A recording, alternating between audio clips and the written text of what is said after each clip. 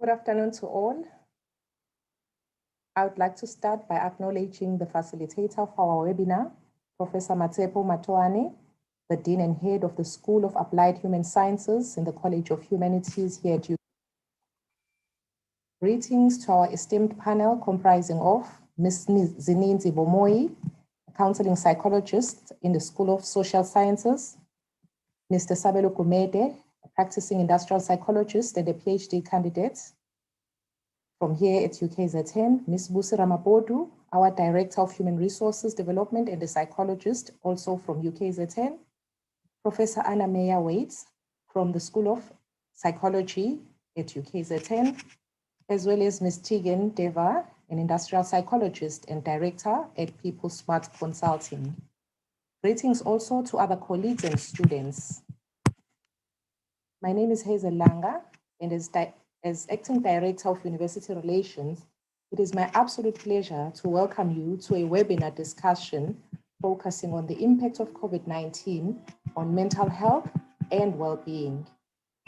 As a reputable academic institution in South Africa, UKZN strives to create a conducive environment that will enable staff and students and our partners to inspire greatness in whatever that they do.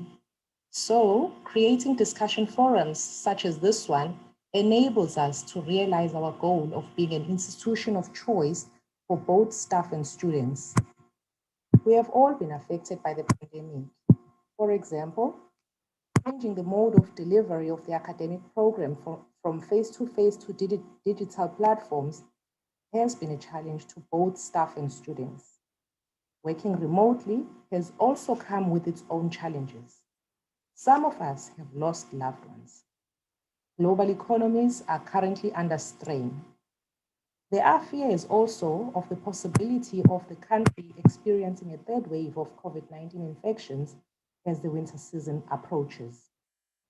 While it is not clear when vaccines will reach us, the general public, so the list of the effects of the pandemic is endless.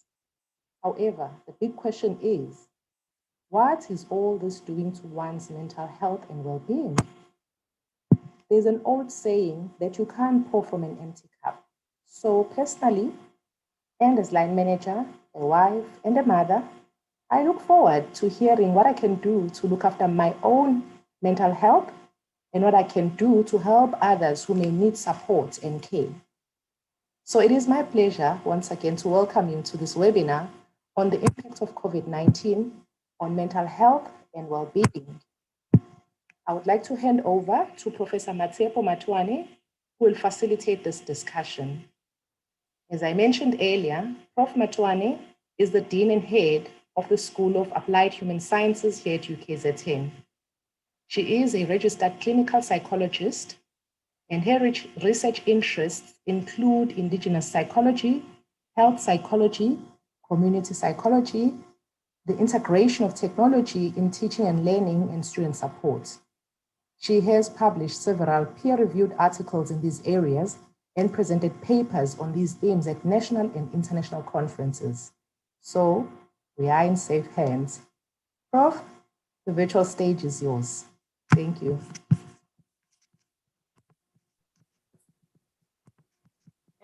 Good afternoon, everyone, and thank you very much for that introduction. Colleagues, without any waste of time, I'm going to start off by giving some housekeeping rules. Just to remind our panel members, please ensure that all your mics are switched off. You will only switch on your mic when you are going to speak. Kindly also ensure that your videos are switched on when you are presenting. You should only switch off your video if you are having trouble with connectivity. And then to our lovely audience, please record your questions using the question and answer button at the bottom of your screens. Please reserve the chat for general comments and just for chat purposes. We will take a limited number of live questions from you attendees from the floor. Please raise your hand and the host will unmute you when the program director recognizes you. You may then ask your questions. Please keep your questions short and to the point. When the cause of a particular case of pneumonia reported on 31st December 2019 in the city of Wuhan in China could not be identified, no one ever suspected that our lives would be turned upside down and downside up. We noticed that there were a lot of national and international travel bans. There was cancellation of major national and international events. There were restrictions on major forms of gatherings. There were calls for employers to restructure their operations, with employees encouraged to work from home. There was also the most infamous or famous lockdown that came upon all of us. By then, the cause of the case of pneumonia was identified as COVID-19. That was the World Health Organization identifying that. You will agree with me that the virus has not only affected individuals at a personal level, but it has also affected them at the social, economic, political, spiritual, and as our keynote speaker said, educational level as well. Can the virus only affect us at the one level without impacting on the other levels? That's the question I'm asking. How and to what extent does the virus impact these various levels? With me today, I have a panel of researchers, practitioners, who are mainly from the field of psychology, who will be sharing their experiences and thoughts on the impact of COVID-19 on some aspects of these different levels. Without wasting much time, I'm going to request our first presenter, Ms. Tega Deva, to take the floor. Over to you, ma'am. Thank you, Prof, for the introduction, and Ms. Hazel and the team for this opportunity to engage on these important topics. I'm just going to share my screen.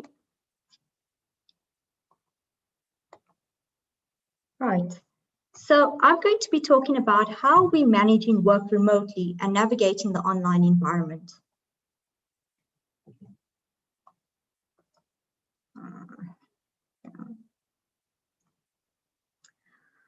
I think for many of you all, if you have a look at this picture on the right-hand side, you can relate to this man.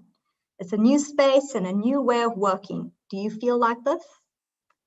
And as De Villiers on the left-hand side quotes, it's nice to be able to attend meetings in your pajamas, but in reality, you are online and available whenever you are awake, and that isn't healthy. So that's what we're going to be talking about today. That the online environment has created so many opportunities, but at the same time, there are many challenges in navigating the space, and how can we do this in a healthy way? An interesting study was done in February this year, the salary survey by Robert Walters. And this was a survey done amongst 2,000 professionals who are remote working. And I'm not going to go through everything, but I just want to highlight a few interesting findings. The one is that 40% of the people who participated expressed wanting to remote work full time. A further 27% said they would like to remote work at least half of the time. A third expressed that working remotely allowed them flexibility and to be able to focus on their well-being. Another interesting finding was that many of them said that the working from home environment allowed them to communicate using different virtual tools. As you can see, lots of instant messaging, phone calls, video calls, and email. Finally, an interesting finding was that 66% of professionals reported that their productivity increased from working remotely. The other 24% shared concerns that in the long term, this might impact productivity. So as we can see, it's very interesting. There are many positives and advantages. It gives us flexibility and the ability to manage our diaries, but at the same time, there are some concerns. And how do we do this effectively? If we have a look at it in greater detail, as mentioned, it does allow us some flexibility to work from anywhere, flexibility to manage our own schedule. And this is really wonderful. People have expressed that they can really manage their day in terms of work and personal life. But with this comes a greater responsibility to self-regulate. Now pressure is placed on the individual to have to structure their day, to plan their day, to organize their day, to stay motivated, and to manage their time effectively, over and above having to do their work. And this can be very disorientating for people. How do I do this? How do I plan effectively when I work in a shared space with others? And it can create a lot of anxiety. So it's about how do we create structure in our day at home, create boundaries in terms of start times, end times, lunch breaks, to structure it and create some framework for us to work within. Because in the working world, we have structure. There are clear demarcations between work and home. And working from home now blurs those lines. So it's very important that we actually put into play those boundaries. Working from home has also really helped us save time from commuting to and from work and allowed us time to focus on work. Many organizations have seen an increase in productivity. But with this, there have been many people that have reported having to work long hours. I engage with many clients who say that they open up their PC at 7 o'clock in the morning and are only closing it again at 12 o'clock at night. So you're constantly online, you're constantly plugged into the system. And this constant screen time does create mental exhaustion and does create a compromised state of mind because you cannot completely focus at the best of your ability. So there's the sense that how do I switch off? How do I unplug from this and create boundaries so that I can do so? More time with family. There are many parents that are enjoying their time with their kids, creating greater work-life balance, sharing more with families. But with that comes a lot of distraction as well. How do I have my meetings with my children running around in the background, sharing space together for long periods of time? There are many people who share shared spaces. And how do we navigate the home and family and work environment at the same time? Because there's this blurring of boundaries. And we saw under lockdown that the impact of this, with an increase in gender-based violence, we saw the impact negatively on families as well and family dynamics. So how do we navigate this effectively? And then remote working has, in many ways, and with the constant improvement of technology, created a space for us to collaborate online effectively. There are many online platforms and online tools, and these are improving constantly that allows us to engage online. But for many people as well, especially those in lockdown and who were alone, there were great levels of loneliness and self-isolation. And technology can never fully make up for in-person connection. We need human connection as people. And this is important to socialize and to engage with others. So technology can never replace that. And if we have spaces to collaborate, people also have to have access to those spaces. And not only access in terms of infrastructure and Wi-Fi and data, but also in terms of access to the platforms themselves, in terms of security settings. Organizations often have many high-level security settings and proxy settings. And if we have access, are we adequately trained to use these platforms as well and these tools as well? So we can have access to it, but are we trained? And how do we use it in a safe way that can actually benefit and improve our work every day? So what are some strategies for working remotely? And here again, I'm not going to go through everything in the interest of time, but just at a high level, it's really important to create routine, structure, and set boundaries around your working and personal space. And secondly, to share those routines and boundaries with others at work and at home. So have a start time, have an end time when you just stop work, have a space where you have regular breaks every hour. If you can create a dedicated workspace from distractions, do that. Some people have shared spaces and it's difficult to do that. But if you can, find a workspace that is away from distractions, the TV, family living room, etc. Get ready for work and prepare for work as if you were actually going to work. So all those routines that you would carry out, do it as if you were going to work. Imagine you were working at work. So if you didn't listen to music at work, don't do the same thing at home. Plan and schedule your day with your work and home deliverables and prioritize tasks that really require you to focus first. And take phone calls and meetings and emails after you prioritize tasks. And then taking regular breaks. So I would recommend having a 10-minute break every hour just to stretch, to have tea and coffee, to sit out in the garden if you need to, just to break it up so you're not constantly facing the screen. And it does help with that mental fatigue. And to fit in some physical activity, even if it's just 15 minutes, and have an adequate amount of sleep. Professor Anna-Maya Weitz will speak in greater detail around healthy lifestyles and the impact this has on mental health.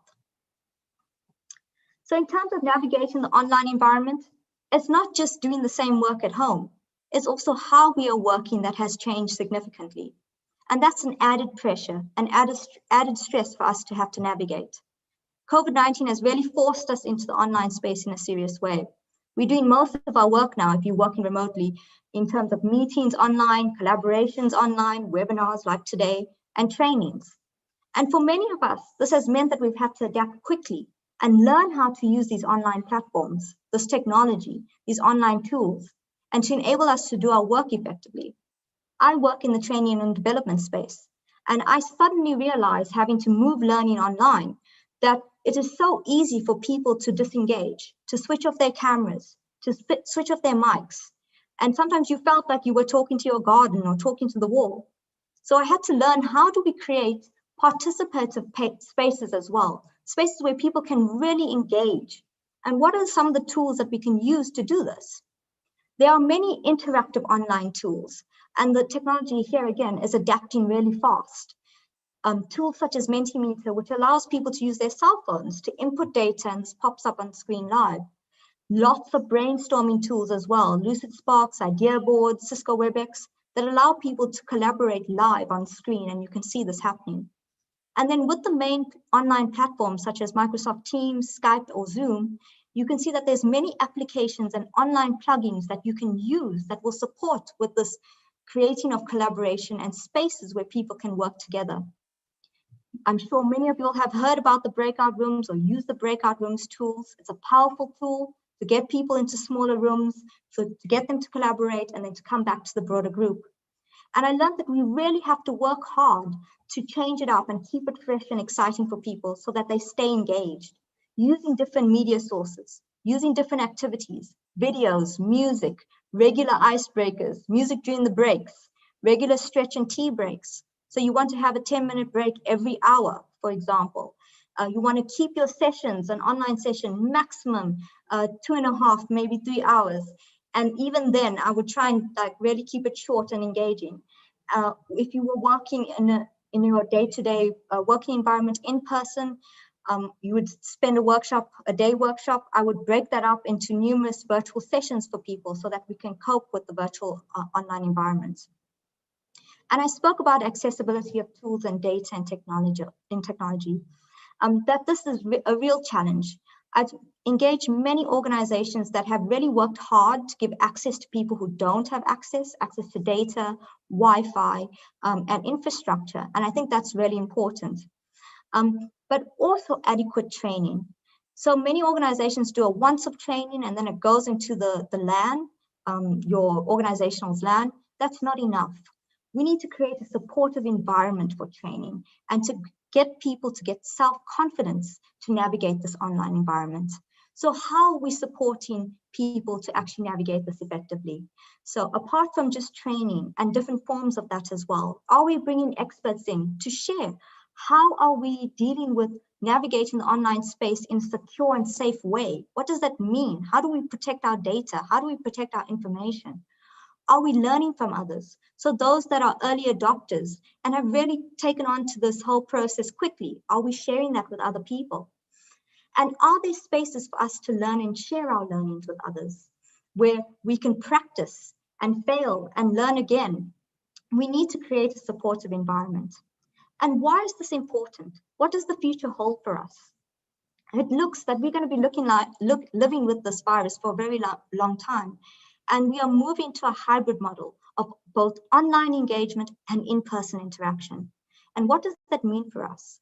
At an individual level, it's important for us to embrace this change. This is something that is within our control. We can learn how to engage with it. We can learn how to use it. And we must use this as a learning opportunity to improve what we already do. At an interpersonal level, how are we supporting one another to navigate the space and working together to learn? How are we sharing our learnings? How are we bringing experts in to share our learnings? And then finally, at an organizational level, how are we creating a supportive environment to navigate the online space, not only in terms of access, but also in terms of supportive structures and learning spaces?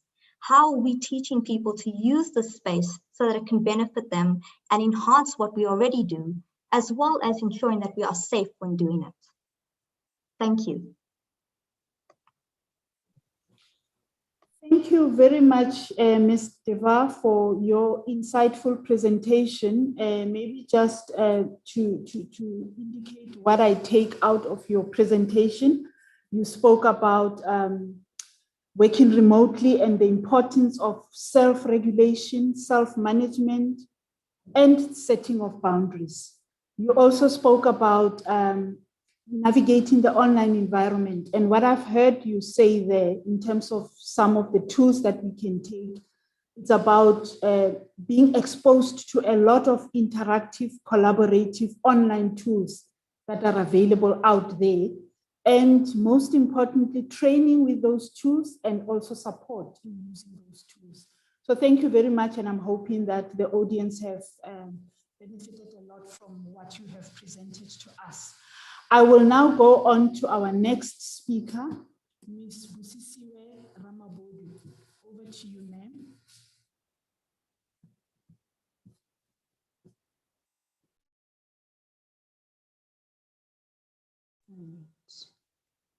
Thank you so much, Professor Matsepo, and good afternoon to the colleagues that have attended this afternoon and to my co-panelists. I've also been given 10 minutes to share my thinking around the role of leadership when it comes to the impact of COVID-19. Just to open my presentation, I want to start it with this quote, which basically says that everything that we do, even the slightest thing that we do, can have a ripple effect and repercussions that emanate. If you throw a pebble into the water on one side of the ocean, it can create a tidal wave on the other side. So what I want to emphasize with this quote is that most of what I'm going to be sharing with you, it's really nothing that you have not heard of before, but it's really just creating a conversation around some of the things that we take for granted or we see to be small things, but that make a big difference when it comes to buffering the impact of COVID-19 on our employees. So as my colleague has indicated, COVID-19 has caused quite a disruption, as many of you are aware. And even now, as things stand, we are still uncertain about the future waves. And we are all following the issue around the vaccination process and some of the delays that are being experienced. So that in itself is also causing quite a degree of uncertainty about what the future holds. For leaders, mostly concerns really were about business continuity, making sure that the work that needs to be done needs to continue. And especially for us at UKZN, we had to look at how does the academic program continue. And of course, the sustainability of organizations going forward, because COVID-19 has come with quite a huge cost in terms of ensuring that we are putting in place all the systems and processes to ensure that business continues. And of course, we know for the government, the costing around the vaccination process as well. We know that it has impacted employees in terms of well-being, productivity, and loss of talent. I think many organizations would attest to the fact that we have lost some critical talent to COVID-19. So that in itself is quite a challenge. And of course, as my colleague indicated, managing people remotely, we've had to shift to that. And there's also been concerns around job security and economic uncertainty. And even now, as things stand, we don't know what the future holds and what that means for our job security. We know that the work demands have increased. If you speak to anyone in terms of how COVID-19 has impacted them, you would hear them saying that they tend to be working more. And the boundaries between home and work are blurring. And those with young families having to consider homeschooling options in terms of what's happening to their children. And more recently with the second wave, we've also seen this perpetual state of grief where, you are losing friends, you are losing family members, you are losing colleagues on a continuous basis, and you never really get time to conclude the first cycle of your grief, and then something happens. And of course, we know that has an impact on staff morale. So all of these things, of course, lead to stress responses in terms of some of us experiencing symptoms that are aligned with post-traumatic stress response and the challenges. But nonetheless, it is not doom and gloom. As my colleague has indicated, COVID-19 has come with some opportunities as well. So this is some of the literature in terms of what it says has happened in terms of the impact, the psychological impact. And those of us who are leaders know we've seen this on the ground in terms of experiencing more anxiety, worrying about money, experiencing loneliness as a result of quarantine. Some people even experiencing depression and anxiety and insomnia. And even at UKZN in our own study, we found that almost half of our employees worried or experienced general anxiety around the impact of COVID-19. Rightfully so, like the rest of South Africa and the world. And younger employees experience more general anxiety. So in terms of the opportunities, it has given us the opportunity to accelerate the development of technology. So if you had not been using technology at a fast pace, COVID-19 has forced you to do that. And of course, it has also allowed us to understand which occupations are more effective when working from home. And of course, this will influence how we plan work in the future. It has also allowed us to develop practices to work more collaboratively using the technology. And it has also emphasized the importance of self-care. I think if many of you can remember from the start of COVID-19, most of us were forced, because if you are in lockdown, you are forced to eat healthy, you are forced to exercise just to keep yourself busy. So what is the role of leadership in all of this? Really, it's all about balancing the two things. The bottom line in terms of business continuity, making sure that the organization continues to do what is about, and also ensuring sustainability, balancing that with ensuring employee well-being. I think for me, it's important for leaders to acknowledge three things in their role around the COVID-19 impact. The first one is that organizations do not exist without people. And the second one is there is no health without mental health. And we take this for granted, both as employees and as leaders, that if you are not mentally okay and you leave that for too long, your body will actually force you to take a break. So it is important to pay attention to your mental health as much as you pay attention to your physical health. And then thirdly, before we are leaders, we are human. Leaders during this time have experienced immense pressure in terms of maintaining business continuity and sustainability that I mentioned earlier on. And sometimes there's the risk that as leaders, we can neglect ourselves as human beings, while we could also be prone to suffering the same challenges that our employees are likely to experience. So what are the things that we should be doing as leaders? First and foremost, we must lead from the front in terms of ensuring that we establish our own self-care routine, as my colleague has indicated. And through establishing this for ourselves, we are also modeling that to our employees. We need to harness our emotional intelligence in terms of being self-aware, being aware of what's happening around you, around your employees, being able to self-regulate and manage all the fruitful and productive relationships that you need to have in order to be able to cope. And if possible, invest in coaching for yourself to help you bolster your leadership effectiveness during this crisis presented by COVID-19.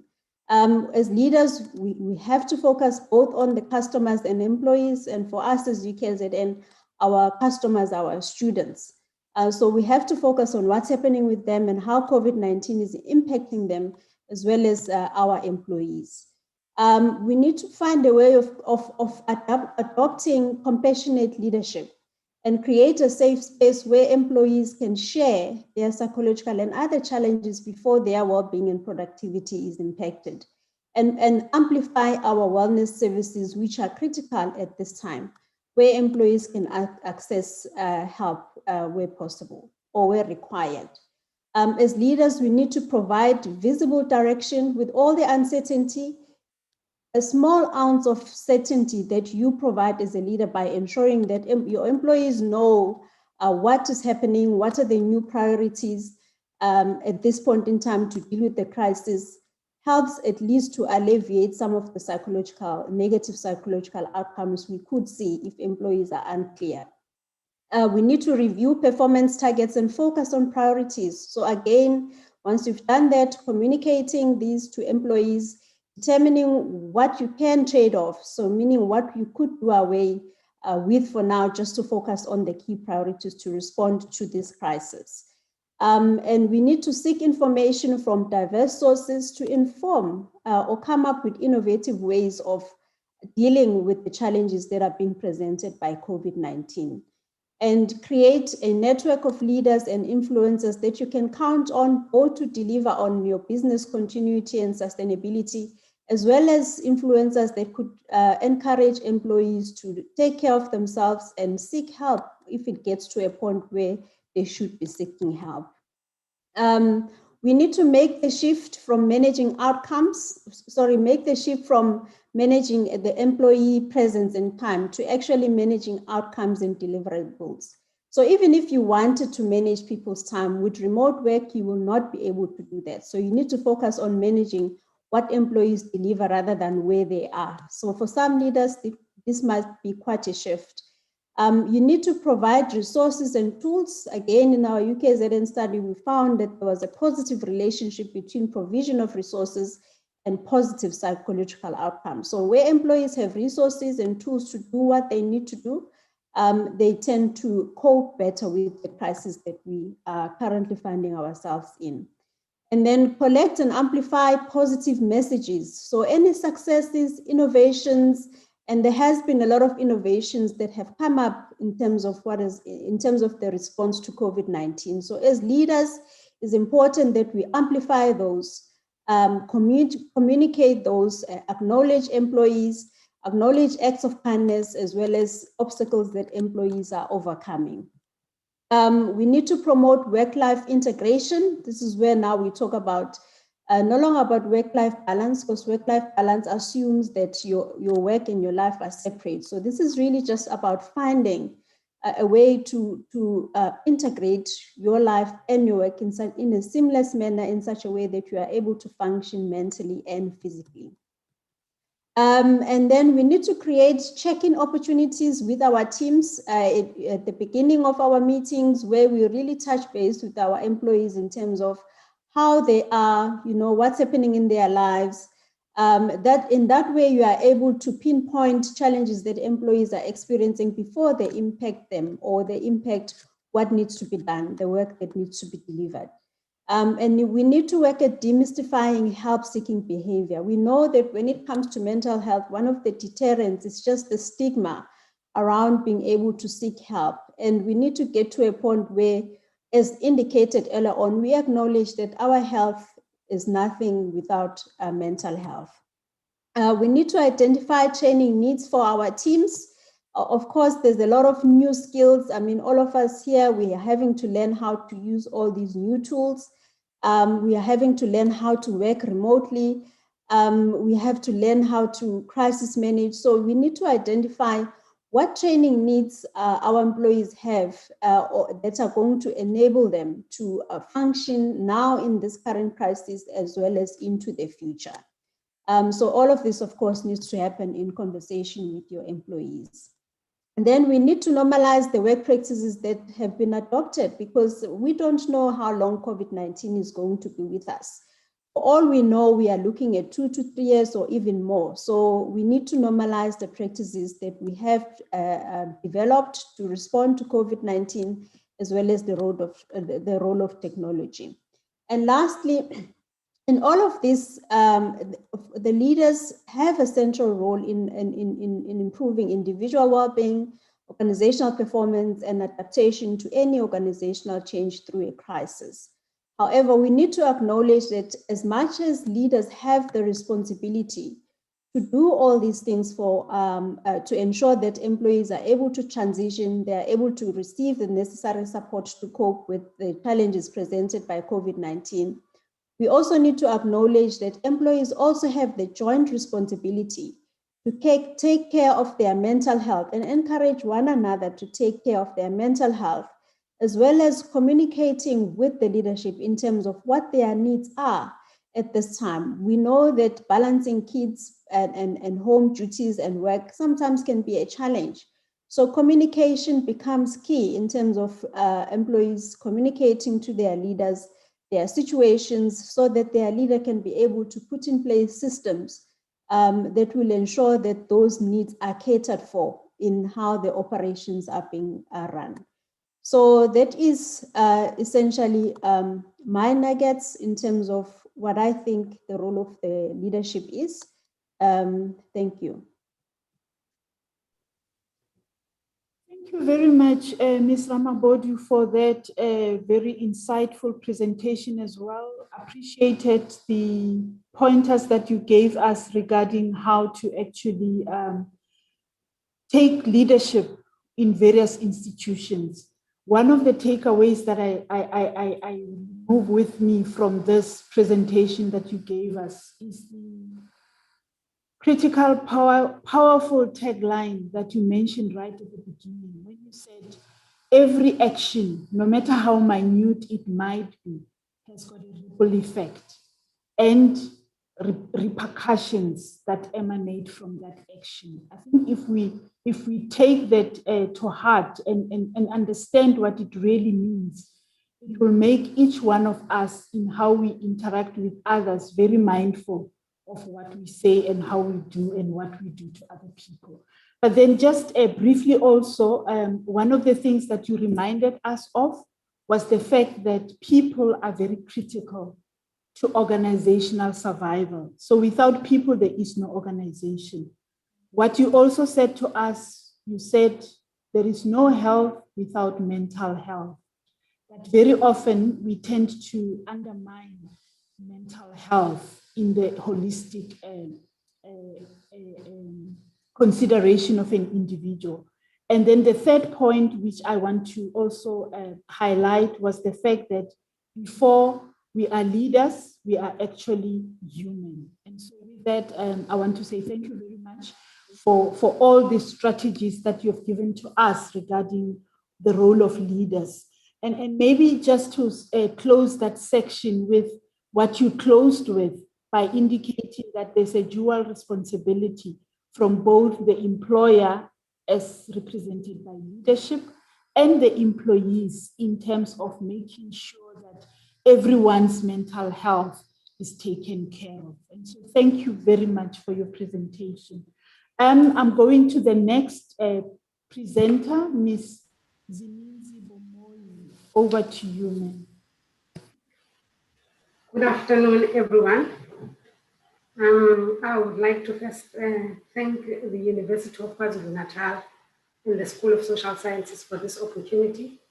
I'd like to thank the DVC, Professor Nhlanhla for his dedication to issues of the underprivileged and his display of excellence in research, academics, and for choosing to share his experience with us, because with this kind of expertise, he could be anywhere in the world. I would also like to thank Professor Matsepe Mutene for her kindness and her warmth. I would also like to thank my academic leader, Professor Steve Collins, for his generous approach and the way he introduced me into academia. All right, I'm going to talk about the social support during times of COVID-19. In the interest of time, I've chosen to do my presentation orally. Okay, universities traditionally and internationally were using class time and, for example, during orientation time for students to socialize. And research reports that during orientation, students actually made relationships that lasted sometimes even for a lifetime. And now everything has been shifted online, and things are on Moodle, as the previous two speakers have alluded to. So what can be done? For example, what I did when I started teaching, I deliberately had two class reps to create groups. And within those two groups, I said the class reps could have subgroups. And that way, students could interact and even interact with me and even have that kind of access so that they could share numbers and have that social that they no longer have. Okay, this discussion that I'm having is basically just a dialogue because we are undergoing the challenge. So we cannot resolve the problem whilst we are undergoing the problem. We have to go through the problem to resolve it. So it's more like a dialogue. I cannot really give resolutions at this time and point. So now most of the students are in their communities with the mother working. They are also students registered. Everyone is zooming in, zooming out. And if we are realistically looking at the context in Africa, most indigenous communities used to go to churches, for example, for social support and spiritual reasons. And African communities are highly entrenched in Christianity because they were colonized by Christian missionaries. So in townships, in rural communities, there is a big culture within the African culture of church. And that has been reduced, and people are no longer doing those necessary social activities for spiritual enrichment. And so, as academics within the university and abroad, perhaps it is part of our duty to look at the culture of those that are in those spaces, because sometimes they are under-resourced. There is no proper sanitation, and there is no proper electricity, and there is no space. People are crowded in spaces. And so we have to be creative and think of ways of how people can socialize, because socialization is constrained. And the mental challenges that have been noted as a result of this lack of social interaction are anger, sadness, and the other mental challenges that the two speakers will see, and the first speaker alluded to. All right.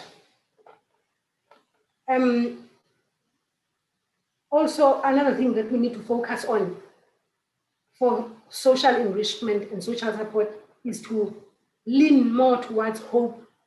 By that, we look at what has happened before in the past in communities and in societies around the world. For example, human beings have experienced human atrocities such as genocides, wars, globally and nationally, colonialism, apartheid, and they've transitioned through those difficulties and socially transformed and psychologically transformed.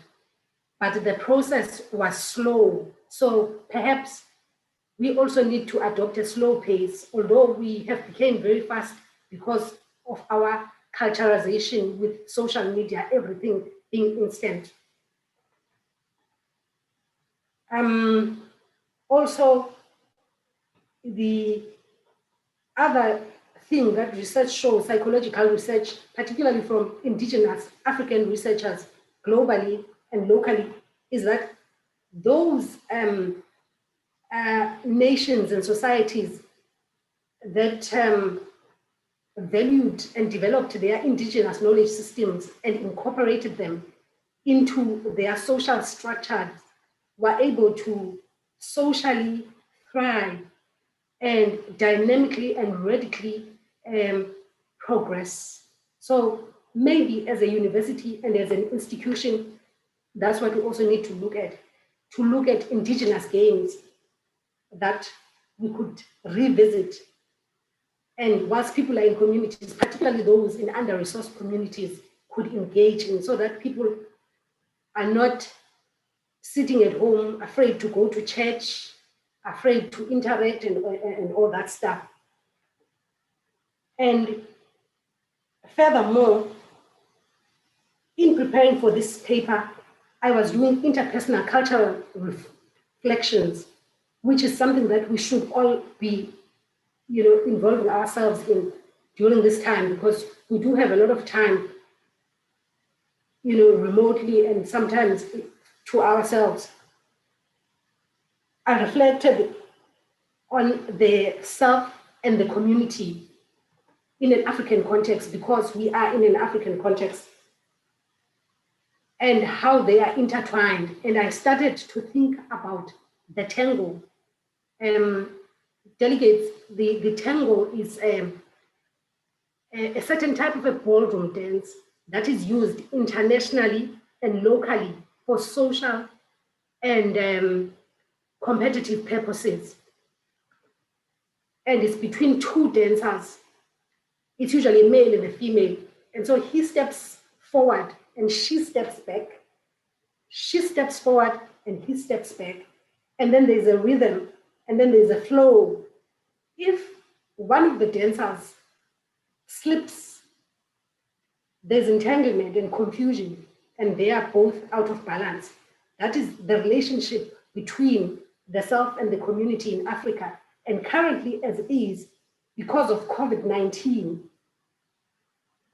that relationship is out of balance, and we are losing harmony because of that. There is no proper interaction. People have to think twice. Can I go to church? Is it safe? All the stuff that I've mentioned. And I also further looked at in deep rural villages around South Africa, some of the social activities that happened, and there's a brewing of African beer.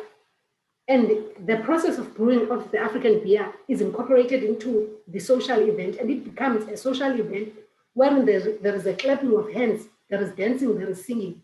But the ingredients and the process is what interested me, because there's crushing of fruits, crushed vegetables, broken bread, yeast, crushed maize, and perhaps, and then it is put away and locked in isolation for days. It's ale, that is a, fermentation process that for it to get mature, So perhaps us as a community, globally and nationally, we are in that process of being, crushed by the COVID-19, broken down by the COVID-19, so that, and then we are isolated so that we may ferment and become mature human beings with an amplified sense of empathy and compassion. At the heart of my talk and my discussion is what I'm trying to say with this analogy is quality humanness over quantity humanness. And I would like to end by saying the best way to rekindle our social support and social ways of doing in an African institution is to really look into things that will bring upon ubuntu, humanness, kindness, hope. And I made all these examples to give us a little bit of hope. And on that note, I would like to thank you. Thanks, Prof. Thank you very much, Ms. Bomoi, for your interesting presentation, and also for reminding us that we are in Africa, and therefore we need to understand whatever that we do from an African perspective. You also reminded us that human beings are social beings, and then you also went in to take us into the whole notion of the self in relation to the community, and the metaphors that you used of tango as a dance, and how if one goes out of sync, it affects the whole way of relating. And then you ended up with that metaphor of brewing African beer, and the fact that perhaps the way we should look at the impact of COVID-19 on us as a nation is the fact that we are being made to become more mature and become more resilient at the end of this COVID-19. So thank you very much for that presentation. Our next speaker is Professor Anna Meerwaits. I give over to you, ma'am, as well.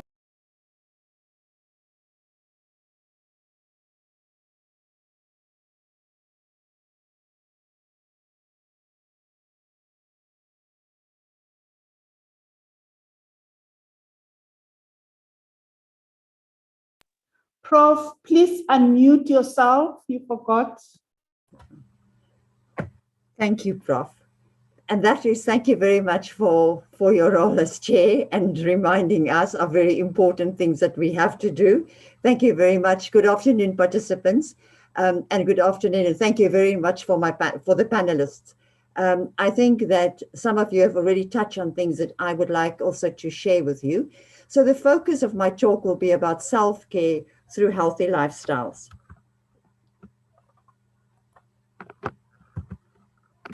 So healthy lifestyles are generally associated with improving and protecting our physical health. In other words, we know that we have to eat healthy to prevent non-communicable diseases. But healthy lifestyles are increasingly being emphasized for buffering and improve the symptoms of mental distress. And some of my other colleagues have actually highlighted that in their talks this afternoon. So when we talk about healthy lifestyle, what are we talking about? we are talking about connecting with one another. And I really appreciate the previous speakers' analogies, and also the importance of connecting, and that we are we are human beings that are social beings, and we are connected to one another and also within our communities. Healthy eating is important, living actively, healthy sleeping, and also the quiet time that we require. Our time for prayer, our time for meditation, our time for being in nature, and just breathe and be ourselves. So connecting with others makes life easier and happier.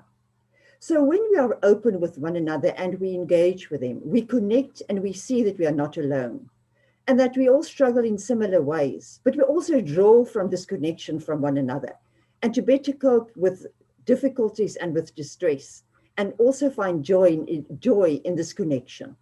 And so, yes, COVID-19 has impacted on our ability to connect closer, but we can have quality relationships. We have to maintain as much connection with others as we can.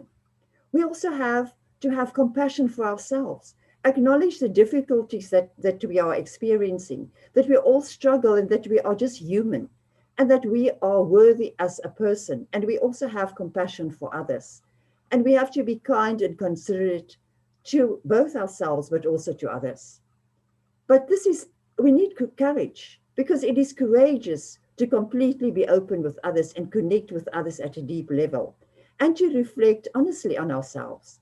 And COVID-19 has brought difficulties in our connection with others. And maybe it's also a time to reflect on the quality of connections, how important it is, and really how we often neglect the quality relationships because of our busy working lives.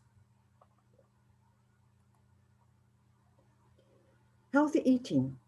But I would like just to think about and just reflect about the first quote that we received. There is no health if we don't have mental health. And this is so true. And eating is often seen as a resource for living, in the sense that we need it on a daily basis. But it is so strongly linked to our mental health as well. And I would like to look at the food pyramid. And we're all familiar with the food pyramid. But I think that COVID has toppled our food pyramid, because the foods that we are not allowed actually to eat very seldom is actually now at the very bottom of the food pyramid. And that's all the foods that make us feel happier, the foods that are high in fat, sugar, and salt. And those are the foods that we often go to when we feel stressed. And those are the foods that we should eat in absolute once a week, if that is, and I even think that might be too much. So we have to think about how can we sustain our mental health by eating appropriately, and more research have actually indicated that if we follow a healthy diet, it actually helps us to buffer against anxiety as well as depression. And there are some suggestions that eating and healthy eating will be one of the ways in which we will in future deal and treat mental illness. So it's really important for us to think about what we're eating now, and how have we changed our diet in the times of COVID, and how should we actually eat to support ourselves and to support our mental health. I raise the issue of fruit and vegetables. That's right at the bottom of the food pyramid. The importance of unrefined carbohydrates still remain important. Our potatoes within the skin, our brown breads are important, our cereals, and we need about 3 to 5 portions of those. Our milk and dairy products, our proteins, and very sparsely some oils and fats that are necessary for some vitamins. And very, very seldom actually our fast foods, our foods high in fat and sugar. And it is necessary for us to reflect again on how we can refocus our daily eating patterns to ensure that we actually are able to buffer our mental health through our eating. An easy way to use is basically looking at our portion control. In South Africa, our portion controls, as well as in the United States, is totally, it's just too much. We have huge portions that we take.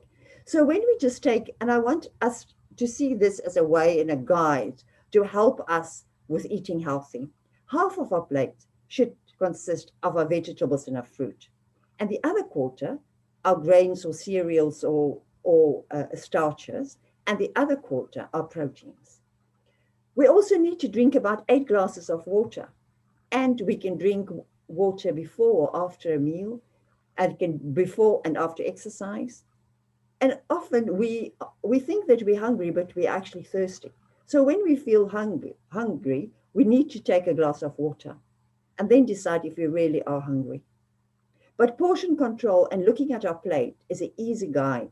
And if we follow this for each meal, we will make sure that we will have enough portions of our fruit and vegetables and our proteins and our carbohydrates. Active living. We have to engage in physical activities that are enjoyable and safe. Exercise are often associated with the benefits of health, of our physical health, but it has huge mental health benefits. It helps us with managing stress and the prevention of dementia in later stages of life. But what is important about physical activity?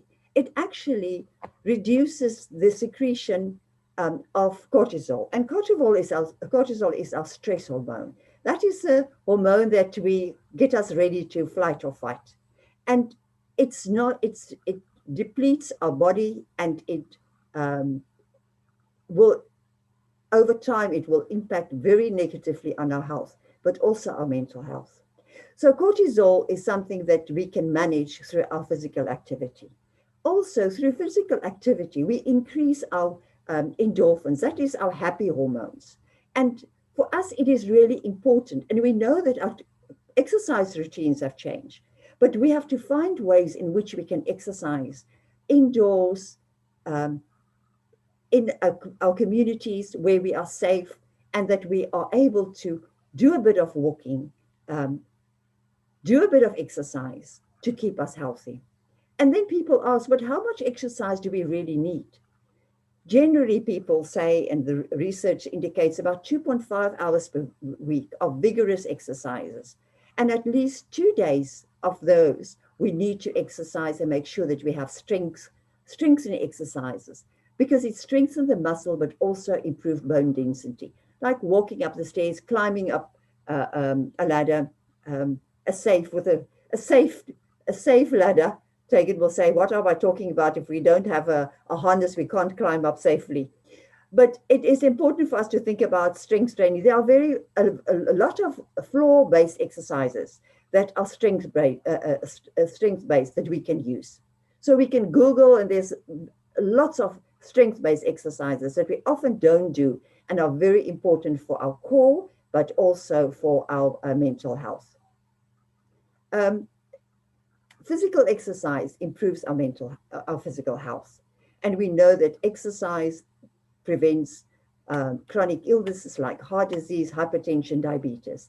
Also, if our muscles are stronger, it can also help us to prevent injuries, especially our strength-based exercises, and supports healthy aging.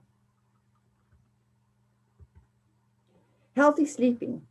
Sleep deprivation may lead to mental distress and chronic illness. And I really think that COVID-19 has impacted on our sleeping patterns. And I think that many of us suffer from sleep deprivation because of the difficulties of navigating work, an online environment with children at home. It's better now that they're back at school, but all family members. I think that our daytime have become sort of work time and tending to the family, while our nighttime has become work time. And I think that many of us suffer from sleep deprivation. And when one starting to suffer from burnout, that is one of the things, very first things that your medical doctor will advise is proper sleep to build your system. And so sleep are critically important, not only for our physical health, but particularly so for our mental health. But how much sleep do we need? 7 to 8 hours is enough. More sleep can actually be detrimental to our health, but it can also indicate some level of mental distress if we sleep too long. So I want to raise a few healthy sleep tips because I think we are all guilty of not following healthy sleeping hygiene. And that is, we often go with our cell phones to bed and we do a bit of catching up on our cell phones. It is best to stop using electronic equipment for at least 30 minutes before bedtime. And we shouldn't fall asleep in front of the TV. We shouldn't eat large meals before we go to bedtime because it impacts our sleep, the quality of our sleep. And through regular exercise and maintaining a healthy diet, we'll also find that we sleep better. We should be careful and we shouldn't drink foods with high levels of caffeine before we want to go to bed. And using alcohol before bed is not sleep enhancing. We might feel, because we see that as a depressant, but it actually impacts the quality of our sleep. And if we drink too much of fluids before bedtime, it also interrupts our night sleeping. It's good for us to develop a regular sleep schedule. Set a bedtime that will allow you to get at least 7 hours of sleep. And I know this is very difficult for most of us to follow, and I'm guilty myself. But it is really important, even if we work late, we must look and see, if I work late, will I be able to sleep a bit later? And when we are not tired, we shouldn't go to get to bed, because if you don't fall asleep within 20 minutes, we need actually to get out and do something relaxing. But what I've also experienced and found very useful is to do some progressive muscle relaxation exercises. If you feel that you can't just, calm down, just do a bit of those exercises where you slowly and systematically relax all your muscles. We also have to have a relaxing bedtime routine. Think about things that makes you calm before you go to bed.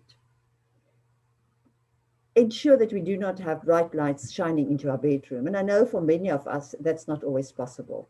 But if our bedroom is quiet and relaxing, it might also be more inviting and will also impact how we feel about going to sleep.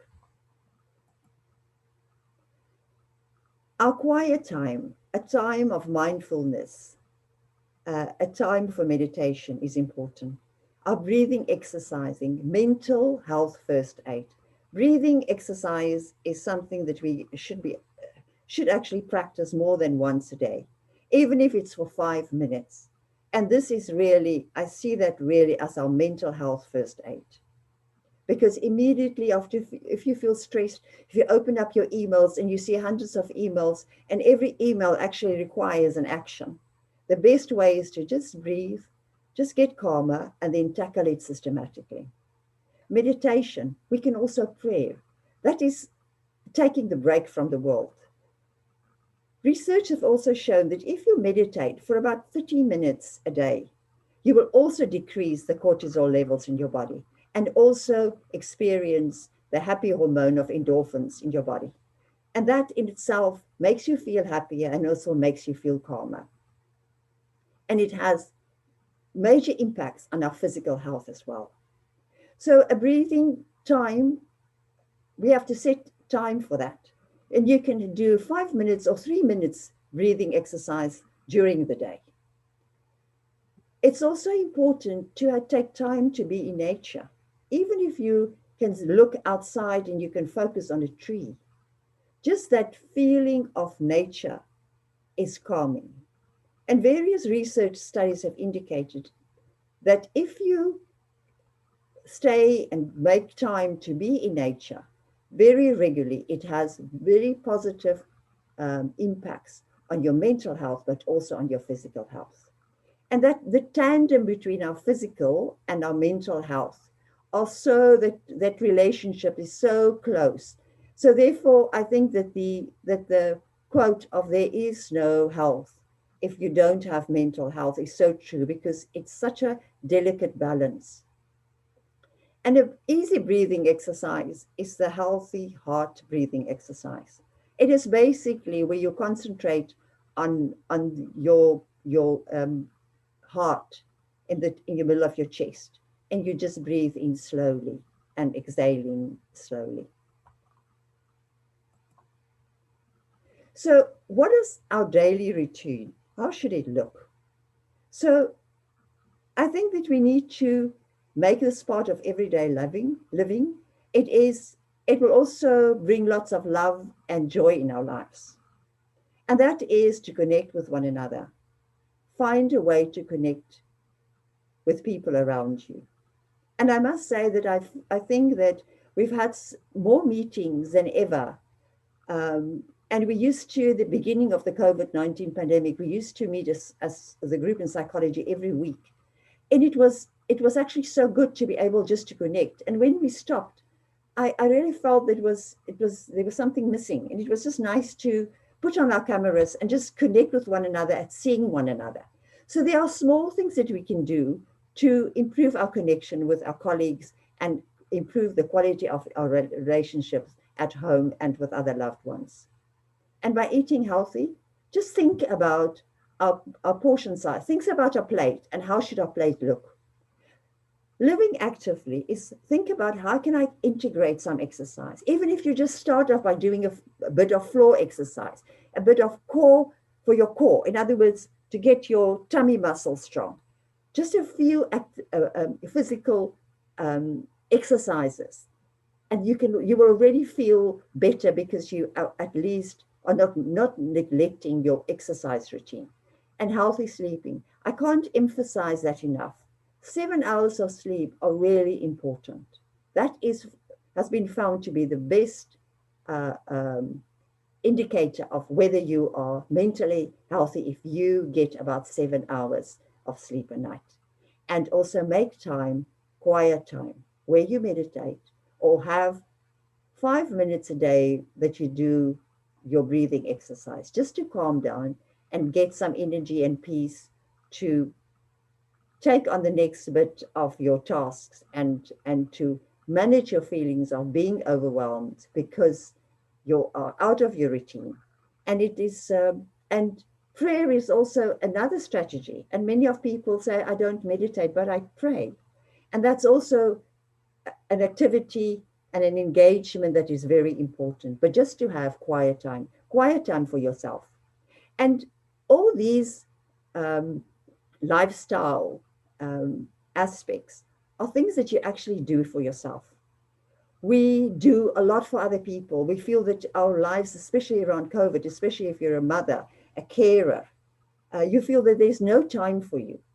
And I think that if you just concentrate on living healthy, just remember that this is something that you do for you. But if you are healthy and you feel positive and you are mentally healthy as well, everyone around you will also reap the benefits. Thank you. Thank you very much, Professor Anna Meyer-Waits, for reminding us actually that the basics are important. Because when I was listening to you, I got a sense that you're taking us back to basics. The very practical things that we deal with on a daily basis, but then we need to think about their importance and impact on mental health. I'm beginning to hear a bit of themes that are emerging from all these presentations. And one theme that I'm picking up, it's about no health without mental health. I'm hearing it over and over again. Another theme that I'm picking up, it's about connectivity, interrelationships, that we don't exist in isolation. We are interrelated human beings. That's the other theme that I'm picking up. And what you also said to us, Professor Meyer-Waits, is the fact that we need to look after ourselves first in order to be able to take care of those around us. That's the one thing that I'm also hearing from you. And so thank you very much for those basics that you took us to. And then our last speaker, It's not the last but least, but it's one of our important speakers as well. And before you accuse us of just focusing on females only, our last is a male, and I'm very honored to be presenting Mr. Sabelo Gumede to you, and over to you, sir. Thank you so much. Thank you, Program Director, for the beautiful introduction and for giving me this opportunity. I would like to greet everyone gathered here and to thank University of KwaZulu-Natal Corporate Relations Division for sustaining this noble idea of cloud interaction in the midst of COVID-19. I do, however, want to specifically acknowledge my fellow panelists, one of which is my former teacher and mentor, Prof. Meyer Bates. This presentation is basically seeking to compare and contrast two paradigms or two approaches that has been utilized by mental health professionals into trying to unpack and understand and practice around the issue of mental health. Well, life is one of the greatest values to human beings. However, life is only meaningful when people have good health or are not threatened by physical, mental, and social well-being illnesses. This is one of the reasons African traditional and Western healthcare systems pay attention to the preservation and development of medical system to enable people to have a healthy life. This makes traditional and Western medicine and its practitioners to occupy an important position in every society due to the importance placed in health and life. Well, to start my contrasting of these two paradigms, Western approach paradigms to mental health attributes mental health and mainly to the physiological, such as genetic factors, biochemical imbalances, or a combination of this. For example, Western psychological theories have consistently perceived mental illnesses as a maladaptive behavior that is largely caused by the inner psychic disturbances within one's brain. Now, this line of thinking is grounded based on the following models, to name the few. The psychodynamic theory conceptualizes mental health or mental illnesses as a result of unconscious psychological conflicts originating in the childhood. The founder of this discipline, Sigmund Freud, argues that both normal and abnormal functioning is motivated by irrational drives, which are sexual in nature, that are determined by childhood experiences. Moreover, there is a biomedical theory which explains mental illnesses on the basis of aberrant somatic bodily processes, and as such as chemical imbalances and neurophysiological imbalances in one's brain. Furthermore, there is a psychoanalysis model. This model looks at the rest of the modern medicine, and this theory argues that mental health is centered on the concept of failure of certain mechanisms within the individual's brain.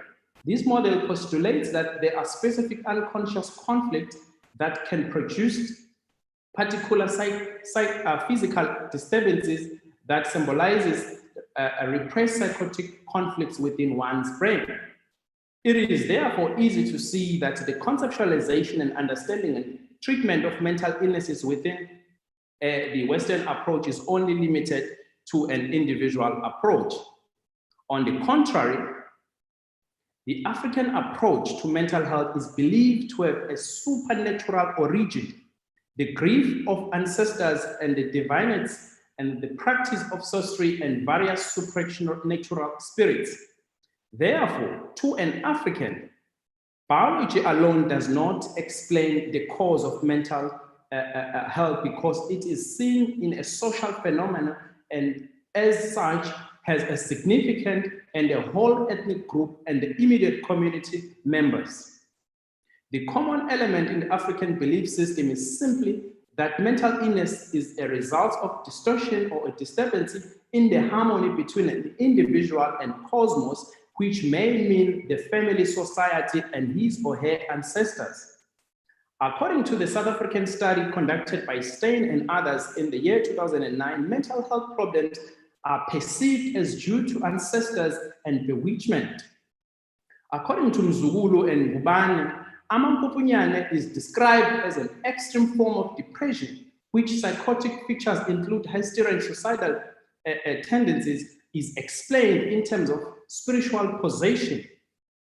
Treatment rests purely on the use of spiritual healing through the psychotherapy. The healer first looks into the social, cultural, and intellectual history of the patient before deciding on the type of therapy that will be infectious for that particular client, meaning that there is no one method fits all. Therefore, in treating patient in an African traditional healer makes use of divination to unearth the mental and psychological problems of that particular patient. This attitude can be described as a medical psychology. In the African context, mental health can further be understood based on values such as Ubuntu, communalism, interconnectedness, and interdependence. Many scholars have pointed out that interconnectedness is central to the understanding of mental health in the African perspective. In the African way, the patient is not treated in isolation. The interconnectedness talks to the relationship that exists between people, their ancestors, and their grandchildren. For example, Musina puts it very clear. He argues that we exist because our grandparents and parents who may have passed on to the world of spirits have given birth to us. We gave birth to our children, who in turn will give birth to our children, to our grandchildren. So we are biologically connected to our parents who have gave birth to us, and to our grandchildren, to our children who will give birth to. Musina further argues that moves on suggesting that our interconnectedness is solely on the biological process, but goes on to social, cultural, and spiritual spheres. Thus, ancestors, the living and yet to be born are all connected in a never-ending cycle of social, cultural, spiritual relationships, and mental health should be understood in that context. This relationship between ancestors and the living and the yet to be born is merely biological, but is instant and multidimensional approach. Thus, in the African traditional medicine, the community plays a significant role in treatment of a mentally ill.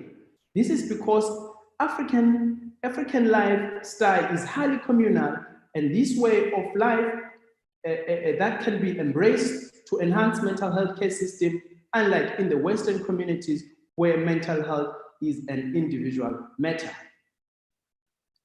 Prominent scholars such as Mbiti summarizes the dominant role of community in the lives of individuals in Africa as I am because we are. Because we are, therefore I am. An attitude that is missing in the current mental health care in the Southern African context. Therefore, an Afrocentric paradigm traces causality for the misfortune beyond the visible and invisible world of the spirit from where the problem may arise. This follows the assumption in the Afrocentric perspective that the visible and invisible are highly interconnected and do influence one another, and that some people, such as Izangoma, have the capacity to communicate as intermediaries with these invisible spirit forces in search of their intention when they bring illness to human beings. Based on the above analysis, one can conclude that whereas understanding mental health in the Western approach tends to be something private and unique and hidden inside the person's body, in an African context, personhood is outside the body of an individual and is present and open for all to see and judge. Since personhood is relational and embedded within a community, It cannot be described only in physical terms, as is in the West. Mental health should also be understood in terms of adaptation of an individual to a dynamic social and cultural context that is always in flux. Professor Nhlanhla Mkhize argues that personhood could be seen as becoming, that is, an unpredictable, open-ended process in which personhood may be achieved, lost, regained in line with the person's changing circumstances. Personhood is inferred from a person's knowledge of his or her obligation, responsibility to the community, and especially his or her ability to apply that knowledge in a continuous changing social, cultural environment. If psychology is a study of human beings, if psychology is a study of how human beings think, feel, and behave, we should therefore expect such a study to embrace the values familyhood and communalism in its vocabulary. In other words, we should indeed expect psychology that is practiced in Africa with the purpose of being of service to African people to incorporate African values such as Ubuntu, familyhood, communalism, and generosity. Now, a move towards an integrated and pluralistic approach towards mental health. Prominent scholars such as Sodi, Bowie, and Boji have argued that culture is an important factor in the healthcare, and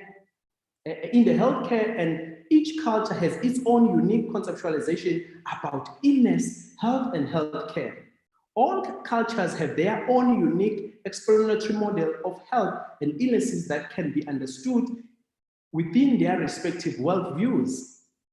Therefore, a pluralistic approach will enable the mental health care system to use different explanation, methodologies, and practices to treat the diverse South African community.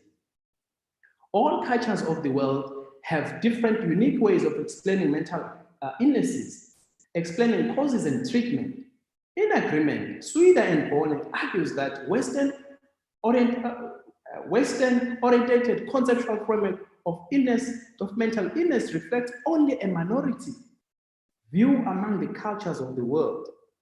Therefore, a pluralistic approach will bring together a different mental health explanatory theories models to see how they can help serve different people that may not be compatible with some models.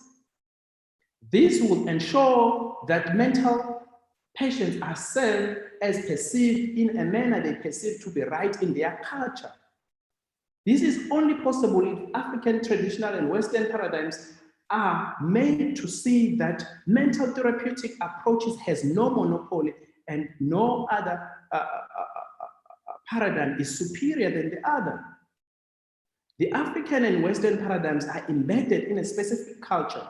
Therefore, it is important to ensure that no one-size-fits-all approach applied to allow different understanding and practices on mental health care in the South African context. A pluralistic approach will enable two paradigms to understand mental illnesses in a multi-level and interactive way to benefit the healthcare system and patient in South Africa. In fact, the fact that people believe in all kinds of different things about mental illnesses, a pluralistic approach would help these two paradigms to tolerate each other's beliefs even when they do not match their own. Embracing a pluralistic approach will entail that the mental health theories, practices of these two paradigms embrace each other's epistemological positions. This will help the mental health care system to develop a therapeutic practice that embraces the multiplicity of beliefs, diagnosis, prevention, and care. Therefore, it is important to note that this paper is mainly advocating for a pluralistic approach and integration where only possible and necessary to benefit the healthcare system to meet the health needs of our diverse population. Now, in conclusion, I recommend that all upcoming and current mental health professionals must look into themselves and create grassrooted intervention to create a psychology that will truly liberate our people from the many psychological problems that they face. In finding and trying out these new context-friendly models, we must still seek to benefit from other ideas and practices that exist in other worldviews. Thank you. Thank you very much, Mr. Gumede. What a way to end this conversation. With you reminding us that we are diverse, we come from different backgrounds, we come from different cultures, and therefore it's very important that all the cultures be acknowledged in terms of how we understand mental health and mental illness, and how we then approach managing and dealing with those mental health problems. Thank you so much.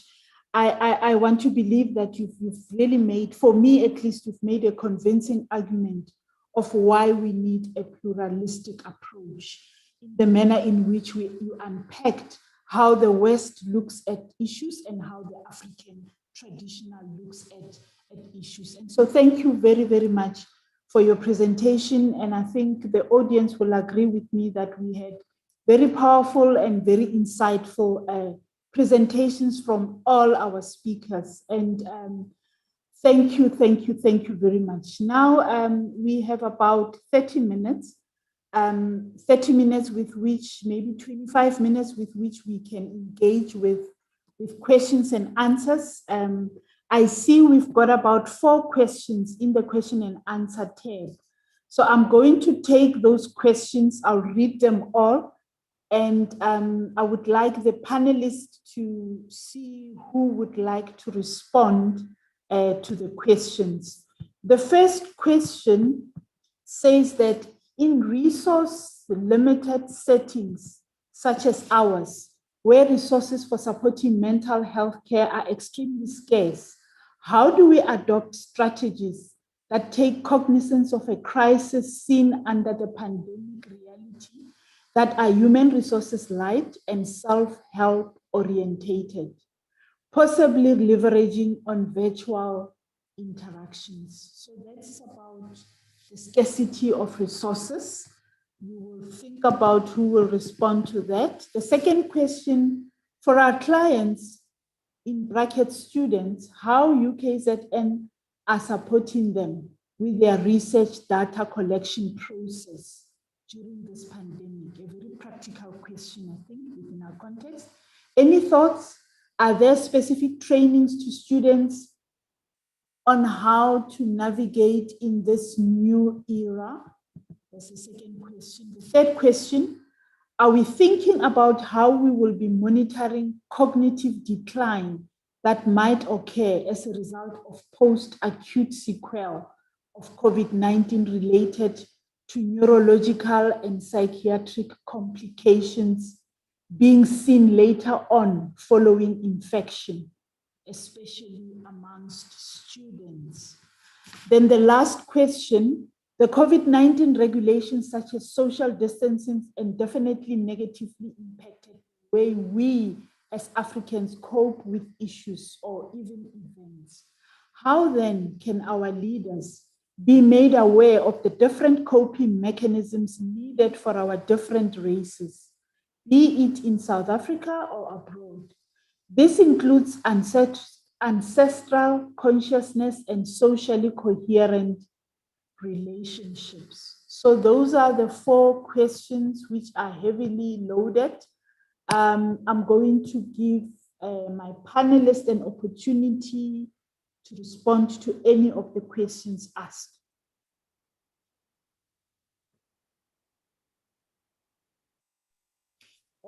Thank you, Prof. Anna. I see you've got your hand up. Thank you. I think I would like to talk to the question about supporting students. I really think that UKZN is doing really some excellent work in trying to support students in terms of, first of all, providing data so that they are able to engage. Of course, we have issues around connectivity that is a problem for many of our students in different parts of the country, but also allow them to be able to come to campus in circumstances that they have no other way of being able to connect. I also think there's a lot of training that's available for students and for staff. But I really think that maybe what is needed to help them even more is like a line that you can contact where someone is there when you really need advice. Because sometimes you might be able to read some of the documentation, but when you are online and you struggle with something, it is always easier to have someone just to ask the question. So I think that we are doing, I think as UKZN, we are trying really to do a lot for both our students and our staff in terms of training. But I think we need like a hands-on, someone that's there for the quick questions that you just need to get answered. Thank you very much for that. Yes, thank you, Prof. I see Ms. Ramabodi, you've got your hand up as well. Thank you. I'd like to tackle the first question about limited resources. I think the question basically is really an indication of the fact that in our healthcare system, mental health issues have always taken the back burner, even just in terms of budgeting, putting in place support systems, even at hospitals, especially if you think deep rural hospitals, you would hardly find adequate mental health resources. And it really stems from this whole thinking around the fact that health is really just about how physically well we are. I think with the COVID-19, we have an opportunity to look at prevention, because prevention is better than cure. And we know that in South Africa, a lot of people now have cell phones. Fortunately, the cell phone era has allowed people to be digitally connected. So we have an opportunity to use those tools to psychoeducate our communities around engaging in some of the activities and initiatives that have been mentioned by my panelists here, in order to try and prevent mental health issues even before they crop up. So that would be my response or my take on that one. Thank you. Thank you very much. I see that there are still other questions that are not yet responded to. I'm just going to allow the audience to ask questions. I see I've got about 3 questions, and I'm going to call out your names, and then please just ask in the order that I mentioned. The first one is Tibelo Kukurupo. The second one is Asaf Moshikaro, and then the third one, Nimala Gopal, in that order. Thank you.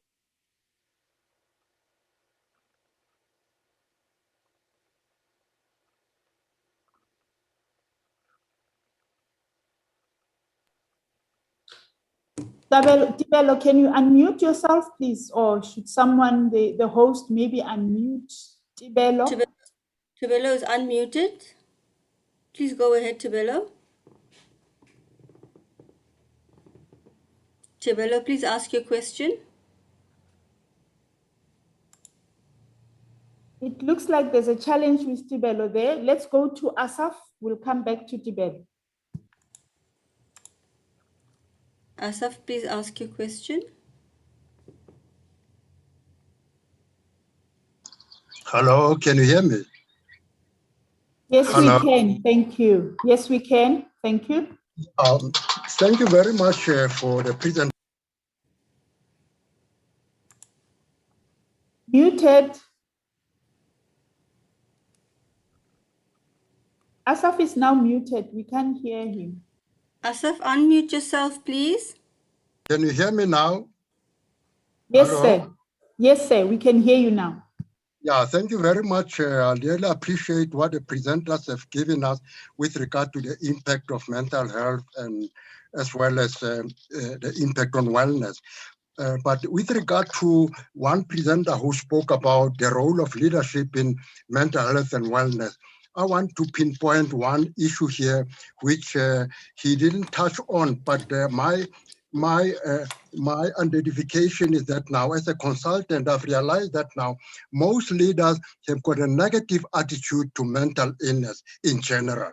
What I mean by that now, they don't want to hear an employee talking about his mental illness, even at the level of being anxiety, depression, stress, and all that type of thing. Because now there is this myth that now anybody who is suffering from mental illness, he's actually mad. I'm sorry to use that concept. They package all mental illness, irrespective of its seriousness and how people feel that now if you are suffering from mental health, you are mad, or you are suffering from any schizophrenic tendencies. So as a result, employees are afraid to reveal their mental illness whenever they are sick.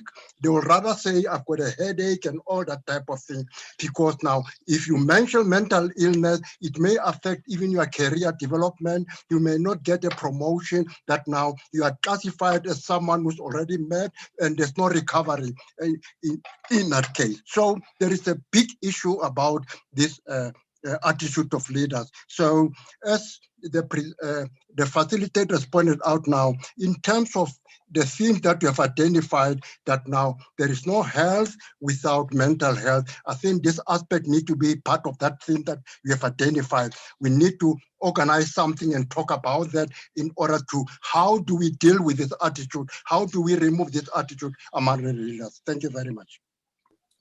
Thank you very much, Asaf, for pinpointing a very important point. And I think it's not only within the workplaces and leadership, but it's an issue that permeates the community. Mental health is seen as something that is highly stigmatized. So thank you very much for pointing that issue out. Nimala, you were the next one. Thank you very much, Program Director, and thank you to all the participants for really exciting presentations. So first I want to agree with Asaf as well, and I think it's really disappointing that in an era where we have access to so much of education, that communities and people can still have this kind of attitude towards mental health, illnesses, etc. So I think education there is really critical. But I also want to come to my real question, which is the fact that how seriously does UKZN as an employer take the aspect of how staff and students actually generate within the environment, actually generate or trigger mental health like anxiety, panic, etc. How seriously do they take that? And I think it has existed forever, and fortunately, COVID-19 has made it more prominent in terms of understanding it. But besides COVID-19, it has always existed. It is going to exist. So what kind of response or recourse can the university actually afford to staff and students? Thank you. Thank you very much for that question, Prof. I think it's a very important question as well. I think maybe Ms. Ramabodi might be the right one to respond to that on behalf of the institution, I think, but no pressure on you. I think those are the hands. I'm going to go back to Tibelo and check whether he's still able to ask his question. Can we try it, Tibelo?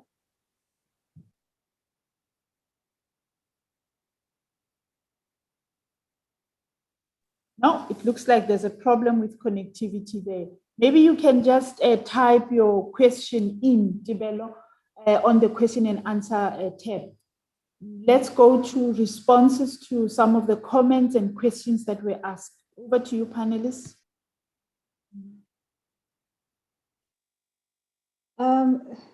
through you, Chair, maybe just to respond to the comment earlier about ASAF. I think ASAF has raised quite an important issue. And that's why, as part of my presentation, I wanted to emphasize the fact that before you are a leader, you are a human being. So if us as leaders, we do not acknowledge our own vulnerability to mental health issues and our humanity, it is why we end up not understanding it when our employees present us with those challenges. And it's really unfortunate that, especially at this time where we are facing this crisis presented by COVID-19, that we have leaders that think like that around mental health issues.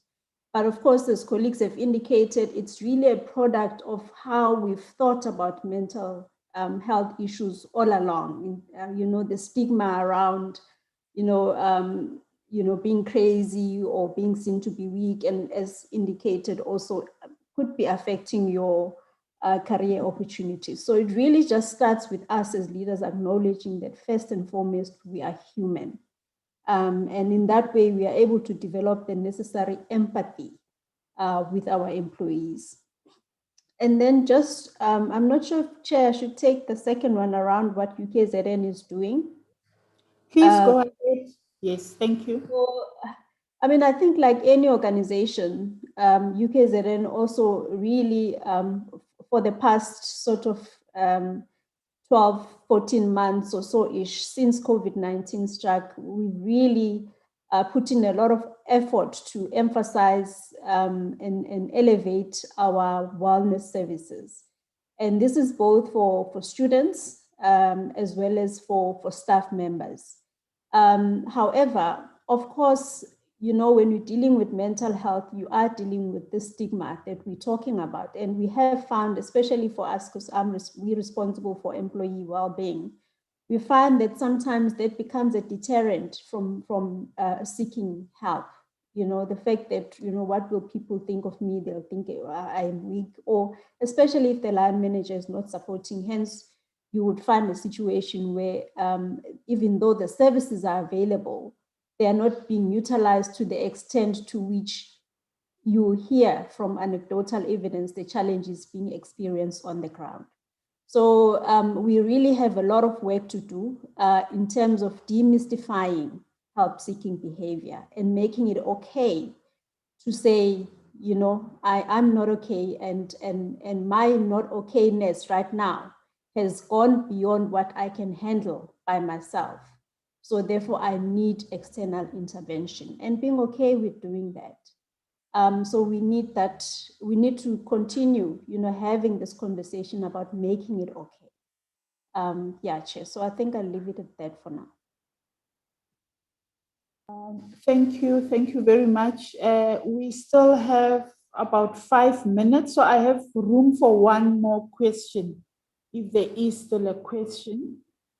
And perhaps just to indicate that for some of the questions that were not responded to, I want to believe that the panel has taken cognizance of the issues that were raised, and it would then serve as projects that our panelists could then take up beyond this webinar to try and find ways of how we can then respond to those kind of questions. I think some of the questions are really also saying there are gaps here. Perhaps these are the things that we need to look at moving forward. It doesn't look like, oh, I've got one question from the floor. Prof. Gopal, is that an old hand or is it a new hand?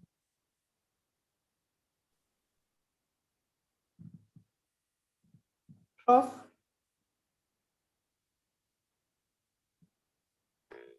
Sorry, can you hear me now? Okay. Yes. So, if my question wasn't very clear, what I was saying is that we all understand that staff and students are also responsible for triggering mental health matters amongst each other. So what recourse do these staff and students have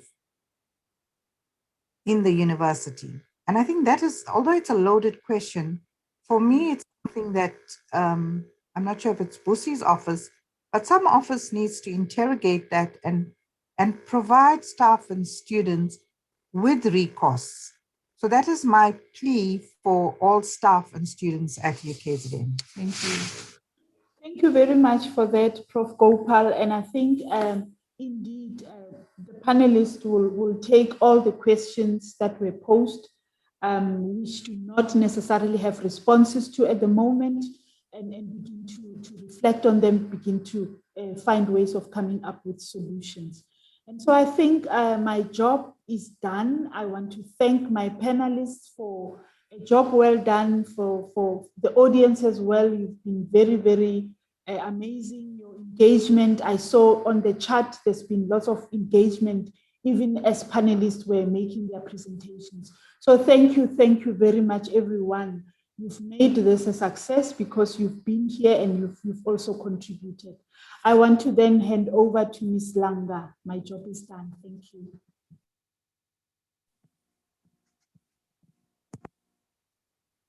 Colleagues, as Prof has said, we've come to the end of our webinar session. Our esteemed panel shared with us practical strategies that we can apply in our daily lives to buffer the impact of COVID-19 on mental health and well-being, such as setting boundaries, eating healthily, creating time to rest, exercising, the importance of relationships, and many others. There were also lessons for those in leadership positions. Busi reminded us that there is no health without mental health. So a special thanks to Professor Matsepo for facilitating and for guiding this webinar in a very professional manner. To all our speakers, Tigen, Busi, Zininzi, Prof. Anna, and Sabelo, thank you so much for your insightful input and contributions to ensure the success of this event. I would also like to thank Kurt, our colleague from ICS, for assisting us in terms of with broadcasting this webinar live on the UKZN YouTube channel so that more people can access this information. Finally, and yet most importantly, a big thank you to all attendees for taking time off your busy schedules to join us this afternoon. You will agree that mental health is an important part of our health. So on behalf of the organizing committee, I wish you all good health and stay safe. Goodbye.